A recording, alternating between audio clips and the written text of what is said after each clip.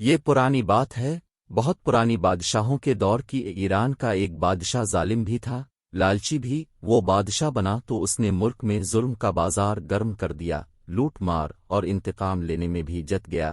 ملک کے حالات خراب ہو گئے، بازار سنسان ہو گئے، لوگ نقل مکانی کرنے لگے، کھیت اور کارخانے الفاجڑ گئے اور ملک میں خشک سالی اور قحط پڑ گیا۔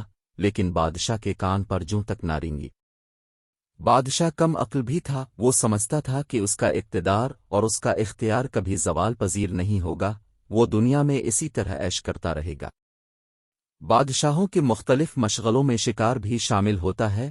وہ بادشاہ بھی شکار کے لیے جاتا تھا اور جنگل میں کئی ہفتوں تک شکار کھیلتا تھا۔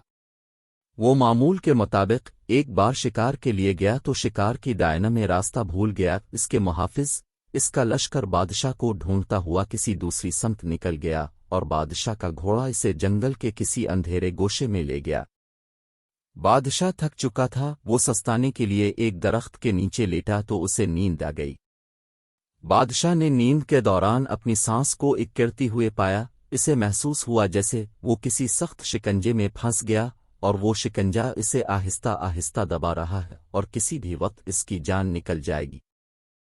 اس نے ہڑبڑا کر آنکھیں کھولیں تو اس نے ایک انتہائی خوفناک منظر دیکھا۔ بادشاہ کو ایک بہت بڑے اژدھے نے جکڑ رکھا تھا۔ بادشاہ کے پورے جسم سے اژدھا لپٹا تھا اور اژدھا پھن پھلا کر اس کے منہ کے قریب تھا۔ بادشاہ کے منہ پر اژدھے کی پھنکاروں کی پھوار پڑ رہی تھی اور بادشاہ بار بار اژدھے کی پھنکاروں کو اپنے گالوں، اپنے ماتھے، اپنے ہونٹوں تک آتا ہوا محسوس کر رہا تھا۔ بادشاہ کی جان نکل گئی، وہ اپنا آخری وقت اپنے سامنے دیکھ رہا تھا۔ اژدھا ایک پہر تک بادشاہ کے بدن سے لپٹا رہا، وہ بار بار اپنی زبان بادشاہ کے گالوں سے رگڑتا تھا اور اس کے جسم کو اپنے شکنجے میں کسا ہوا تھا۔ شام کو اچانک اژدھے نے آسمان کی طرف دیکھا، گردن ہلائی، اپنے بل کھولے اور آہستہ آہستہ سرکتا ہوا جنگل میں غائب ہو گیا۔ بادشاہ سجدے میں گرا اور اللہ تعالیٰ کا لاکھ لاکھ شکر ادا کیا۔ بادشاہ کے ساتھی چند لمحے بعد اس کے پاس پہنچ گئے۔ بادشاہ محل میں واپس آیا اور اس نے اسی وقت عیش، آرام، ظلم، ناانصافی اور بے ایمانی ترک کر دی۔ اس نے اپنی باقی زندگی ملک اور قوم کے لیے وقف کر دی اور دیکھتے ہی دیکھتے اس کا ملک دوبارہ خوشحال اور پرامن ہو گیا۔ لوگ دوسرے ملکوں سے نقل مکانی کر کے اس کے ملک میں آباد ہونے لگے، جبکہ بادشاہ پوری زندگی اس اژدھے کا شکریہ ادا کرتا رہا۔ وہ اسے قدرت کی تنبیہ سمجھتا تھا۔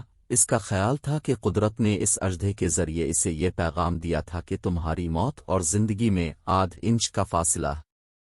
اگر یہ اژدھا اپنے جسم کو آدھا انچ مزید کسلے، اپنا منہ آدھا انچ آگے بڑھا دے اور اپنے دانت تمہارے گال پر گاڑ دے تو تم چند لمحوں میں زندگی کی سرحد عبور کر جاؤ گے۔